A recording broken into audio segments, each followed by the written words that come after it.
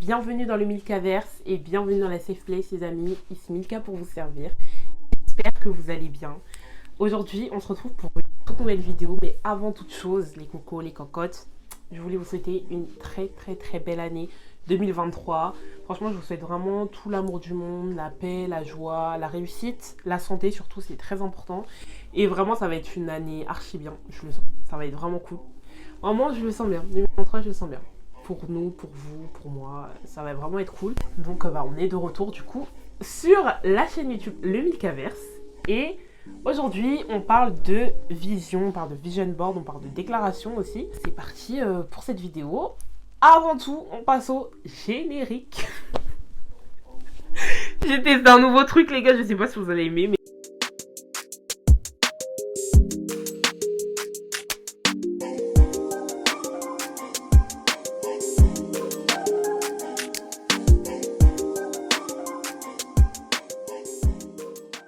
Ok, donc pour la vidéo d'aujourd'hui, comme vous avez pu le voir dans l'intro, on va parler du vision board. C'est une vidéo qui m'a été quand même demandée. Parce que je fais pas des vidéos out of nowhere comme ça.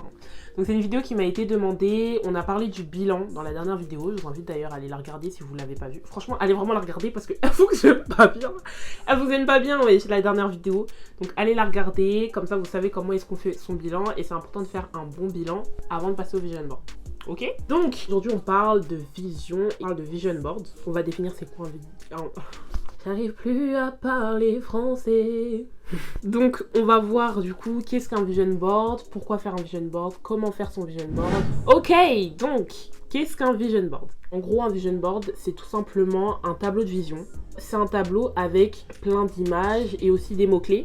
Et en fait il te permet d'avoir un idéal à atteindre sur ton année. Donc là par exemple c'est l'année 2023. Tu as plusieurs formats, tu as plusieurs types de vision board. Là, je vais vous en mettre quelques exemples. Moi, je sais qu'avant, du coup, je faisais un vision board au format papier. Ça, c'est mon vision board perso. Je ne vais pas tout dérouler non plus. Ok. Mais en gros, voilà à quoi ressemblait mon vision board pour l'année 2022. En gros, tu mets vraiment des images qui vont en rapport avec ce que toi, tu as envie d'atteindre. Moi, par exemple, ça, c'était pour ma relation avec Dieu et la prière, la vie de prière. Là, tu avais les logiciels que je voulais maîtriser. Ça, c'était ce que je voulais faire sur Instagram. Là, tu avais YouTube. Là, tu avais la planification. Ouais, donc j'avais mis un piano pour mon gros projet piano. Je vais pas vous lire le reste spécialement, enfin vous montrer le reste spécialement parce qu'il y a des choses qui sont un peu plus personnelles. Malheureusement, heureusement. Mais du coup, en gros, ça ressemble un peu à ça. C'est plein d'images qui vont vraiment te permettre de visualiser et de te dire, ok, c'est ça mon objectif, c'est ce que j'ai envie d'atteindre. C'est ton objectif à atteindre pour la fin de l'année. Pourquoi faire un vision board? C'est une bonne question et c'est intéressant de se poser la question parce que je sais qu'il y a plusieurs personnes qui font pas de vision board. Moi, j'ai commencé à partir de 2020 à faire des vision board et je vous assure que vraiment depuis 2020 ça m'a beaucoup servi, que ce soit dans mes objectifs perso, que ce soit dans la visualisation, que ce soit dans la projection et autres, ça m'a vraiment servi. Pour moi, le vision board en fait il te permet de visualiser un idéal. Et tu vas dire ok, là j'ai ça à accomplir. T'as mis la photo d'un permis. Ok, j'ai la photo d'un permis, j'ai envie d'atteindre mon objectif. Mon objectif c'est avoir le permis. Et en fait ça te permet de visualiser. Et le fait de visualiser ça tout au long de l'année, parce que c'est pas un truc que tu fais juste une fois dans l'année et après tu le mets au placard. C'est tu le fais et ensuite tu le places dans un endroit stratégique pour le voir continuellement. Et le fait de le visualiser, le fait de le voir tout le temps, et ben en fait ça va te pousser toi après à mettre en place des objectifs pour atteindre ce but là en fait. Le vision board conditionne ton cerveau à atteindre un certain objectif, à atteindre un certain idéal, et en ayant ces conditions là dans ta tête, c'est à toi maintenant de mettre des stratégies en place pour accomplir ton idéal, pour atteindre du coup cet idéal, tu vois. Ok, t'as mis, tu voulais valider ton année, mais c'est pas tu valides ton année et puis tu passes toutes tes heures sur Netflix. Non, c'est ok, j'ai mis que je voulais valider mon année, et bah comme j'ai mis que je voulais valider mon année, je vais mettre des sessions de travail en place, je vais mettre un groupe de révision en place, je vais me faire des potes pour aller réviser, je vais aller à la bibliothèque, à la BU pour réviser. Vraiment ça, le but et le pourquoi en fait de faire le vision board. Il y a un petit disclaimer à faire. Tout objectif que tu n'atteins pas, il faut pas que tu te dises c'est un échec. Non, il faut que tu vois le chemin que tu as fait vers ton objectif pour justement te dire ok, j'ai pas réussi à valider mon année, mais j'ai validé des matières. J'ai pas validé mon année, mais j'ai appris une nouvelle façon de réviser. J'ai pas validé mon année, mais je me suis réorientée. Parce que ça peut être très frustrant parfois d'avoir mis des objectifs, de voir qu'on les atteint pas. Mais il y en a d'autres où ça va vraiment les impacter et ils vont tomber dans une forme de culpabilité au final que le vision board n'est pas censé créer en fait. Avant de passer à comment faire le vision board, j'ai un petit truc que je voulais ajouter du coup au vision board. C'est bien de mettre des images, c'est bien d'avoir fait son vision board. Mais à mon sens, il y a une importance dans la déclaration. La vision va avec la déclaration. Je m'explique. Quand tu vas voir la vision de faire quelque chose, du coup tu vas voir avec tes yeux. Mais une des choses qui est très importante et que mon pasteur nous a rappelé pendant la prédication du 31, il nous expliquait qu'il est important en fait de déclarer.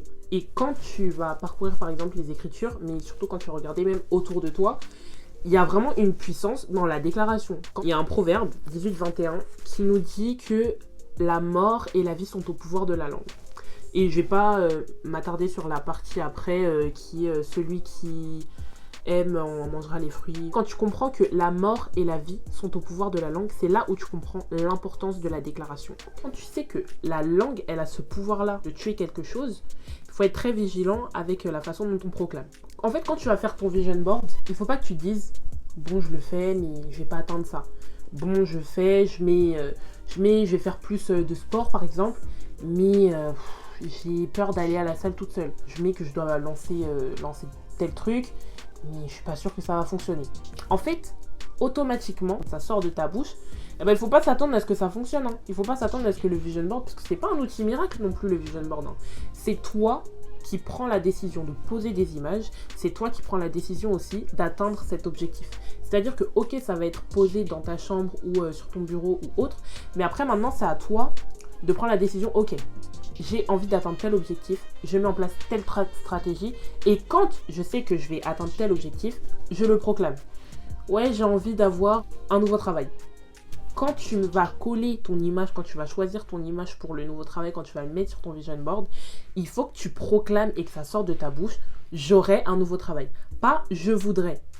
Non, il y a vraiment la déclaration, elle permet de ramener les choses à la vie. Proclamer dans la vie, les gars, franchement, c'est trop important. On a l'impression que c'est un vieux truc. On a l'impression que les affirmations, parce que je sais que c'est un truc qui passe souvent, même dans le développement personnel et autres, c'est très à la mode, entre plusieurs guillemets, les affirmations que tu vas dire et que tu vas dire à haute voix, genre dis, je suis puissante, je suis capable et autres, on a l'impression que c'est gnangnan, alors que pas du tout.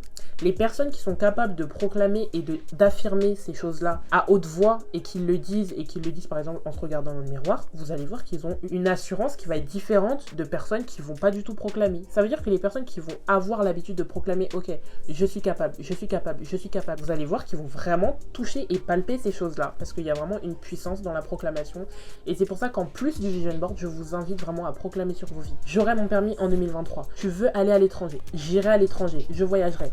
Et maintenant, en ayant proclamé, après ta proclamation, et avec ton vision board, tu vas commencer à mettre en place des stratégies. Tu veux voyager, et ben commence à mettre de l'argent de côté. Tu veux voyager, refais ton passeport. Tu veux voyager, vois les destinations où tu veux aller. Donc c'est vraiment pour nous pousser à apprendre, à proclamer, à déclarer et à dire les choses, à affirmer aussi les choses sur nos vies personnelles.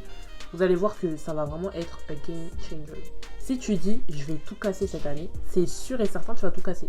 Si tu dis je suis pas capable de, et ben tu seras pas capable de, ou ce sera trop compliqué, ce sera très difficile pour toi d'atteindre l'objectif parce que tu te sentiras déjà pas capable toi-même, et quand tu auras des personnes qui viendront te voir et qui diront non mais tu vois pas que c'est pas possible, et ben tu seras encore plus dans le doute. Alors que si tu es conscient et tu sais et tu es capable de te dire ok, moi je suis capable de, moi je peux faire ça, moi je peux faire ci, moi je peux faire machin, je peux aller là, je peux aller là, même si moi je viens de voir et que je te dis je vais aller là, mais poto, tu vois pas que c'est pas ton niveau, et ben même si moi je viens avec ça, tu auras tellement d'assurance que limite ma parole à moi qui est décourageante d'une certaine façon, elle va même pas t'impacter en fait. Je t'invite vraiment à, en plus du vision board, déclarer. Ok? Voilà mon vision board. Cette année, je l'ai fait sur Procreate, sur mon iPad. Procreate, c'est une application payante, elle est à 9,99 €. Tu le payes une fois, tu l'as pour toute ta life. Donc je l'ai fait sur Procreate, les images elles viennent de Pinterest.